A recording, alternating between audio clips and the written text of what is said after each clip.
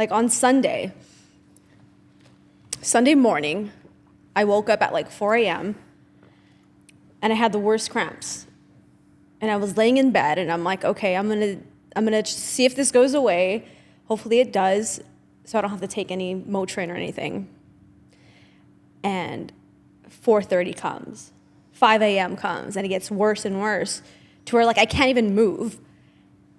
And I finally get out of bed and I was hit with the worst cramps. I broke out into a sweat, was like these like cold chills. And then I was sweating at the same time. And I was like, oh my God, am I getting like a flu? I had no idea what was happening, but obviously I was starting my period. So it was the cramps. But then I'm like, okay, is it the cramps or am I like getting a flu? Like what's happening? Maybe I'm getting sick at the same time. So I was laying there and the pain was so bad that I got up and I took 3 Motrins and I'm like thinking to myself, okay, like this, I hope this kicks in ASAP. But of course, I already knew it's going to take at least 30 minutes for it to kick in. Mm-hmm. So I'm like laying there on the couch and I was going to call you. I was going to call you, but like I couldn't even move. And then I run to the restroom and I'm just like in there and I take all of my clothes off because I'm like breaking out in a sweat, but I'm cold at the same time. Just like standing in the restroom, I wanted to like call you or call someone for help, like call 911. I didn't know what to do. And I was like, but then I don't want to call 911. And they're like you're just on your period. Like, so I try not to make a big deal about it. And then my stomach was hurting so bad. And I just like kneeled down on the floor and I threw up. It was just like clear, like nothing came out. Like a virus. And then I get back up. And I like slowly walked back to the couch because my stomach was hurting so bad that I couldn't even walk. Oh my God. And then I lay down on the couch and then I get back up again and I go to the restroom and I try to throw up again, but I couldn't. And I left my phone. This is the point where I was going to call you because I was like, thought I was going to die. I turn on the bathtub, hot water. My phone is in the living room. So I couldn't even walk back to call you. And I'm just like, oh my gosh, like what am I gonna do? So I get in the bathtub, take a hot bath, and the Motrin finally starts to kick in. And then I stop, the sweat goes away, the shivering goes away. And I just like lay in the bathtub and I'm like, just thinking to myself, like what the heck just happened to me? And then that's when I finally get out of the bathtub and I go back to the living room and I call you and I'm like, oh my God, you're not gonna believe what just happened to me. And you're just like, oh my God, that sounds awful. Yeah. So I'm like Googling what it could have been. Lo and behold, there's this thing called a menstrual flu with the exact symptoms of everything that happened to me. Like I thought I was gonna die. I thought I was dying.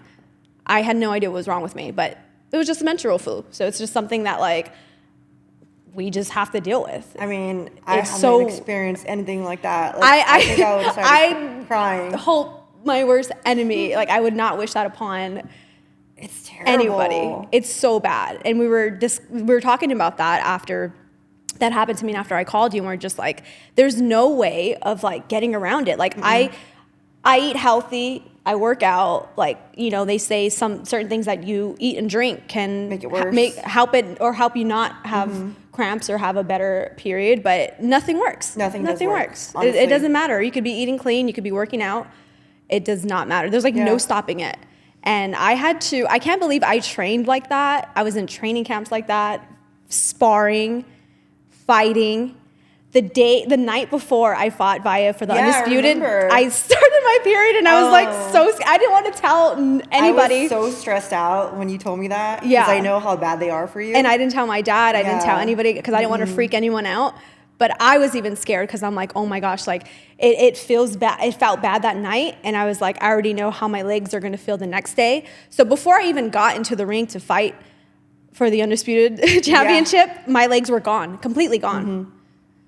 And you did all that like that. It was insane. Yeah, I don't know how I did it. And you were up front because, like, I remember you were like, you know, you're like, oh, I feel better. I feel okay now, like the day of a little bit. Yeah. And then you were saying, like, perfecting athletes, like, we're giving you these teas. Yeah. But it didn't really work, right? No, it didn't really work. Nothing really, like I said, nothing can really help. That's the worst. It is so bad. And as female athletes, it's like, I've sparred like that. And, and I remember like every time I walk into the gym and I tell Dean, I'm on my period today, he's just like, oh God. Like, He like runs away. he runs away. He's just like, I'm not even going to make you do anything because I know you can't do anything. And the days that I had to spar that way, some days it was so bad where like, I wouldn't even throw punches. I would just like move and I would just use defense and I would just like, I can't imagine doing anything like that. I mean, I would miss school like, during periods. I would not go to school. Yeah. I would not do certain things. And then the only thing that helps is Motrin. But then that's so bad for you. Yeah. So I try to go without it. I try to like do like natural remedies for the pain, but nothing takes that pain away. Yeah, it's really sad. It really doesn't. Like if guys had a period, they would not be able to get through it. No, like you guys would die. You guys would cry. They would die. Like they can't even handle a cold.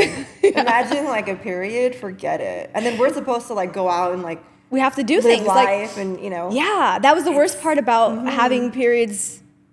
Being an athlete is that training camp doesn't stop. Like I gotta go to the gym no matter what. So And sometimes I would take like 4 Motrins before training, and I just like show up to the gym just like so sleepy from the Motrin, and I'm just like trying my best. And then that's not even good for you to like be working out on Motrin either. Yeah. So it's all messed up.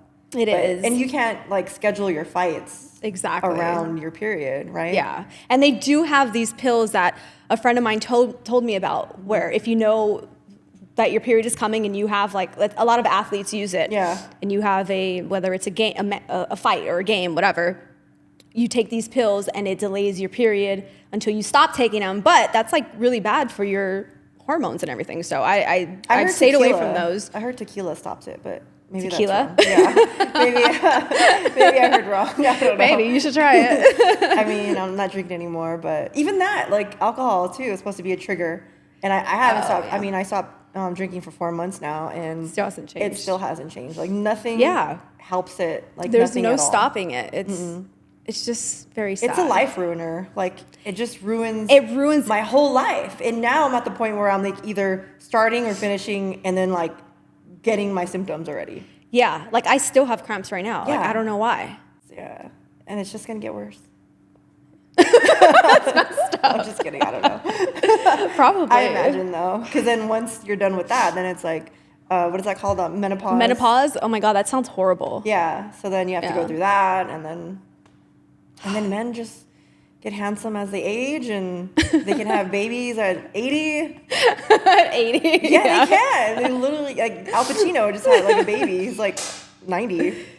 Yeah. So they have it so easy. You guys have it so good. You're so lucky. It's messed up. And then you have like, you know, Transgenders wanting periods? Like, no, you do not want a period. Wasn't it you that told me that like a transgender female or something like that? Like, Yeah, he got to experience cramps. Yes, so he was transitioning and he had, the whole surgery and everything, and was taking these pills to give him the same effect, to feel the same effect as a woman does on her period. And he's like recording himself, and he's like, day 1, he's like, oh my God, and he's screaming. And then the day 2, he's like, oh my God, he's like rolling around on his bed. He's like, I don't know why I did this. He's like, I don't know why I did this. I can't take it. And he's just like screaming and crying. And he's like, basically he made the video because he's like, I regret ever saying that I wanted a period, because like this is the worst thing ever. I don't know why they want that. That's just ridiculous. Like, and did you hear too that like supposedly the pain of a heart attack is like the same as cramps? Yeah, I believe it. I mean, I believe Yeah. it too, but it's like, damn, we go through so much. I know. I feel so bad for us. Me too. All of the tampons and all that stuff should be like free. That should be free. Yeah, all the medication that we need, or like teas, a care package, monthly care package, like Yeah. that should be provided by the government for sure. That's actually a great idea. Right? I don't know why we don't Yeah. have that. Because they don't care about our periods. Yeah, because we just keep doing things On and not them, stopping. yeah. Like if they had that, they would not go to work. The Super Bowl would be canceled if Yeah. like Patrick Mahomes like was He on his probably period. was on his period. That's why they lost.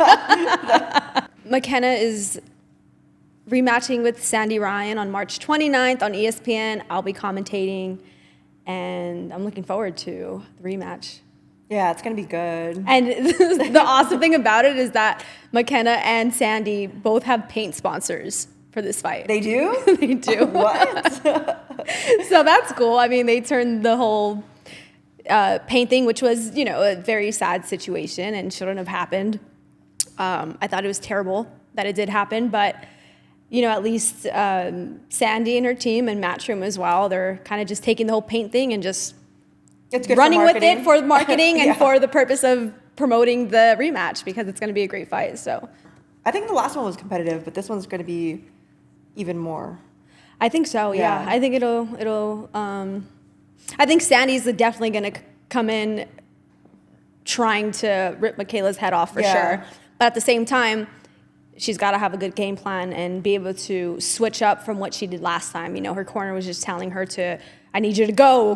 But what does that mean? How, And More Michaela was strategy. More of a very specific strategy behind it, because Mckenna was hitting her with the better punches from the outside, and Mckenna was also hitting her with good body shots on the insides and uppercuts, and kind of outfighting her on the outside. I mean, on the inside too. Even though Sandy was throwing back, her punches, not as many were landing, but she continued to push and try through the whole fight. So when we went to Vegas, shot it's like a sit-down one-on-one interview where me and Mckenna interview each other and ask each other random stuff. So that was fun, and that was hilarious. Yeah, I can't wait to see it. But that's going to air on ESPN. Ooh, nice. On the ESPN broadcast leading up to her fight on March 29th at the Fontainebleau in Vegas, and I'll also be commentating her fight. So I'm excited to see the rematch.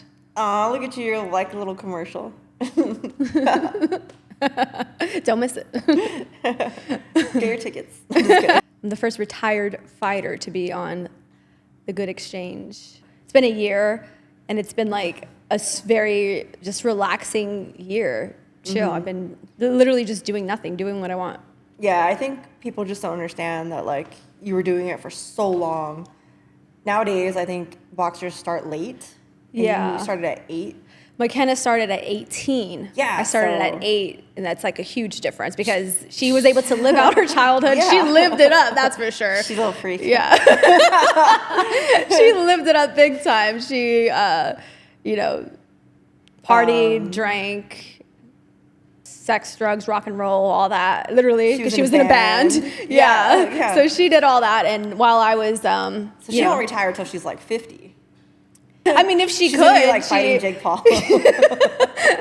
That's what she says. She's like, that's what we talked about in the sit down interview when she asked me what do I do now, and I'm like, what are you gonna do when you're retired? And she's like, I don't know. I'll probably go crazy, because I'll go into depression once boxing is over for me. And it's crazy how some fighters need boxing, even if they have losses and then they retired and they keep coming back for more, because they need it mentally, they need it to just help them feel better. Yeah. If not, they'll go crazy and become depressed. And some fighters like myself need to take themselves away from boxing in order to feel better and to not feel that way. So it's interesting how it's different for different fighters. It just depends on your personality and how you are. Good for Mckenna. Yeah, good for you, Mckenna. Bitch. Poor. She literally drug, sex, and rock and roll. That was literally Mckenna.